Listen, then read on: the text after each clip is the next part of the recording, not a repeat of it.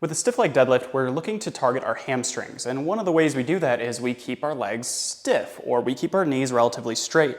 This helps take out the glutes a bit and add a little bit more to the hamstrings compared to something like a Romanian deadlift where we have more bent knees. First, I'm going to do the motion without any weights, and then I'll add weights. First things first, we want about a hip width stance, just like this, and then we're going to be focusing on pushing our hips back as much as possible without bending our knees too much. A little knee bend is fine.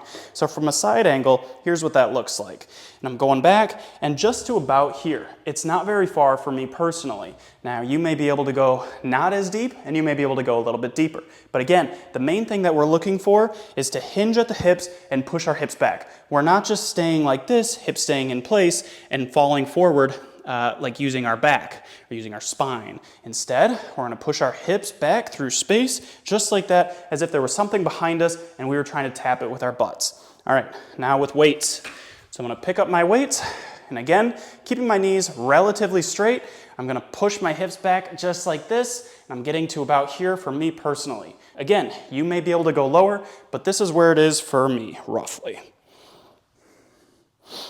Notice how I'm tucking my chin and keeping my eyes looking at the ground the entire time. I'm not lifting my chin up and putting my cervical spine in a non-neutral position.